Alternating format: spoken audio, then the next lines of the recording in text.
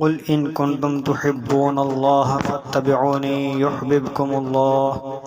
کوئی آدمی اللہ تعالیٰ کا قرب حاصل کرنا چاہتا ہے، اللہ تعالیٰ کی محبت حاصل کرنا چاہتا ہے، اللہ سے اپنا تعلق بنانا چاہتا ہے، تو اللہ تعالیٰ نے اپنی محبت حاصل کرنے، اپنا قرب اور تعلق حاصل کرنے کا آسان اور بہترین طریقہ خود انسانوں کو بتلا دیا۔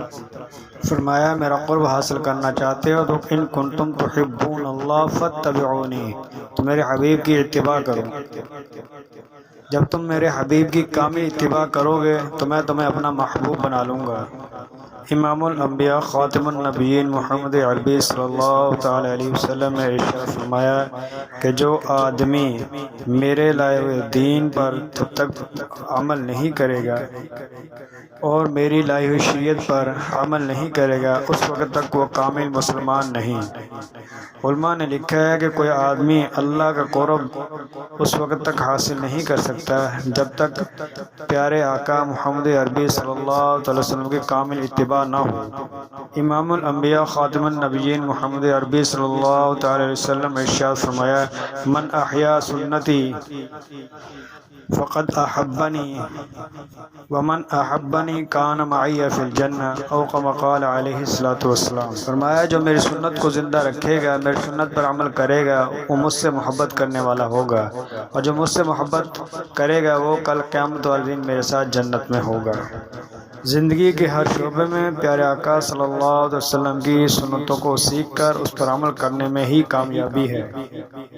پیارے آقا صلی اللہ علیہ وسلم نے ارشاد فرمایا جو ایسے زمانے میں جب لوگ میری سنتوں کو ترک کر رہے ہوں گے، اس زمانے میں میری جو ایک سنت کو زندہ کرے گا اللہ جل جلالہ اس کو 100 شہیدوں کا ثواب عطا فرمائیں گے۔ کھانا کھانا یہ ہر انسان کی ایک بنیادی ضرورت ہے۔ اب اگر ہم کھانا پیارے آقا صلی اللہ علیہ وسلم کی سنت کے مطابق کھائیں گے تو یہ کھانا ہمارے لیے دین کا اور اجر کا سبب بنے گا، اللہ کے ہاں قرب کا سبب بنے گا۔ میرے آقا صلی اللہ تعالی وسلم کھانا کیسے تناول فرمایا کرتے تھے آج ہم اس کو سیکھتے ہیں۔ میرے آقا صلی اللہ علیہ وسلم کی عادت مبارکہ یہ تھی کہ آپ کھانا کھانے سے پہلے دسترخوان لگواتے تھے اور دونوں ہاتھوں کو گھٹنوں تک دھونا اور پھر بآواز بلند بسم اللہ پڑھنا۔ دائیں ہاتھ سے کھانا کھانا۔ اگر مجلس کے اندر کھانا کھا رہے ہیں تو سب سے پہلے جو بزرگ آدمی ہے اس سے کھانا شروع کروانا، کھانا اپنے سامنے سے کھانا۔ اگر کوئی لقمہ دسترخوان پر گر جائے اس کو اٹھا کر صاف کر کے کھا لینا۔ ٹیک لگا کر کھانا نہ کھانا، کھانے میں کوئی عیب نہ نکالنا، جوتا اتار کر کھانا کھانا، اور بیٹھتے ہوئے یا تو دونوں گھٹنوں کو کھڑا کر لینا یا ایک گھٹنے کو کھڑا کرنا اور دوسرے گھٹنے کو بچھا دینا، یا تشہد کی شکل میں بیٹھ کر آگے جھک کر کھانا کھانا۔ کھانے کے برتن کو کھانے کے بعد اچھی طریقے سے صاف کرنا کیونکہ برتن بندے کے لیے دعائے مغفرت کرتا ہے۔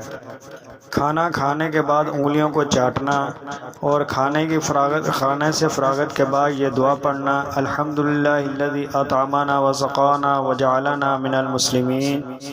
پہلے دسترخوان اٹھانا اس کے بعد خود اٹھنا، دسترخوان اٹھانے کی دعا پڑھنا الحمدللہ حمدا کثیرا طیبا مبارکا فیہ غیر مکفی ولا مودعی ولا مستغنا عنہ ربنا۔ کھانا کھانے کے بعد دونوں ہاتھوں کو دھونا، کلی کرنا۔ جب کسی کے ہاں مہمان بنے یا کوئی دعوت پہ بلائے تو اس کو کھانے کے بعد یہ دعا دینا الحمدللہ الذی اطعم من اطعمنی وسقی من سقانی۔ اگر ہو سکے تو جیسے ہم لوگ گندم کی روٹی کھاتے ہیں اور خالص گندم استعمال کرتے ہیں تو تھوڑے بہت اس کے اندر جو استعمال کر لینا تاکہ حضور اقدس صلی اللہ علیہ وسلم کی سنت پر عمل ہو جائے۔ یہ کھانا کھانے کی مختصر سنتیں میں نے عرض کی ہیں۔ اللہ تعالیٰ ہمیں عمل کی توفیق عطا فرمائے۔ وآخر دعوانا ان الحمد للہ رب العالمین۔